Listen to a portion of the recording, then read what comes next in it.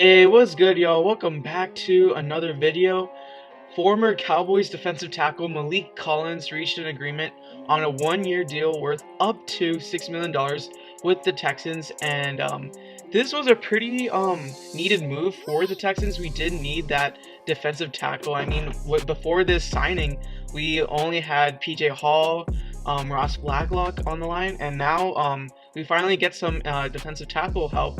And some stats about our new signing. Maliek Collins had one quarterback hit, zero tackles for loss, and zero sacks on 504 defensive snaps while playing for the Raiders on a one-year contract last season. So obviously, by signing a one-year contract with us, I'm guessing he's trying to revive his career, in which in his first 4 years as an NFL player with the Cowboys, he had 14.5 sacks, 40 quarterback hits, and 20 tackles for loss. And he's only 25 years old. And so this could be really interesting to see if he can regain some of that prowess, that kind of production he was having in those first 4 years rather than those that last year. So what are your initial thoughts on the signing? Yeah, so like you said, the first 4 years, Maliek Collins had 14.5 sacks. That's obviously a lot. Now, Maliek Collins will bring a little bit of both to everything to the Texans. He can stop the run, he can rush the passer. And, for those thinking, oh, wow, he didn't have a sack when he played for the Raiders. Well, you didn't notice the Raiders defense was awful. I mean, their secondary was awful. I mean, if you're going to rush the passer, how are you going to get a sack when the ball's already thrown after 1 second is passed? I mean, Maliek Collins, he's a young guy. He has a high motor too. And like Casario's been bringing a bunch of guys with high motors and they can stop in the run. So he should be very effective for a team that didn't stop the run very well during the year. Yeah, and like scheme wise, when he was with Dallas, they ran a 3-4 system, but that was when they had a good linebacking group and then a good defensive line players. And so with the Raiders, they ran a traditional 4-3, but with the Texans, going to be a Tampa 2-4-3. So how do you think that scheme change will benefit Maliek Collins? So, at his size, he's going to be I'm sure he can drop weight. He'll probably be around 300 pounds would be my best guess. So in a traditional 4-3, that would kind of allow him to be a one tech. Or no, not the one tech. So Maliek Collins is going to be 300 pounds. He's going to be the 3 tech, meaning that guys like Brandon Dunn, Ross Blacklock is going to be the guys that he's going to play to the other side of, inside the interior of the line.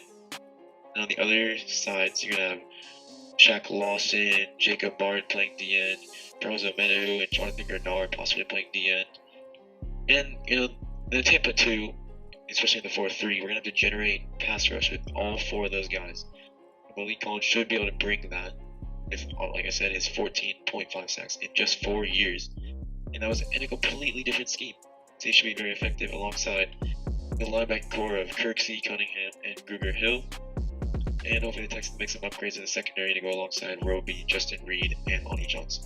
Yeah, the defense of the Texans is really shaping up considerably compared to last season. Definitely need help in the secondary because Roby and Vernon Hargreaves is definitely not going to get it done. And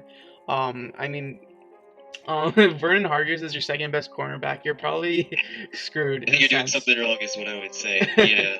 Yeah, you don't. Nicely, I would say he struggled a little bit during the year. Yeah, Vernon Hargreaves is not the best. If we definitely need to get another corner, so we can probably move Vernon to the slot. That's where he's better. I'm hoping they go after guys like William Jackson, maybe Malcolm Butler. He's decent right now. And so more about So personally, I would say my top target would have to be someone like Ahkello Witherspoon from the 49ers. He's 6'3", 190. Obviously way bigger than most corners that you'll see. And then another thought would be moving Lonnie Johnson back to the corner. We all saw his tweet that said, I ain't going back. Well, Lonnie, you might have to go back. And hopefully we can find another good, strong safety to replace him there. Yeah, definitely. There is a lot of ways to go from here. And it'll be interesting to see what kind of hard decisions Nick Caserio might have next season if one of these one-year contracts guys like ball out. Will Gruger Hill ball out? Will Collins ball out? Will they all ball out? And then like, it's kind of going to have a tough decision trying to sign everyone back to keep the team together.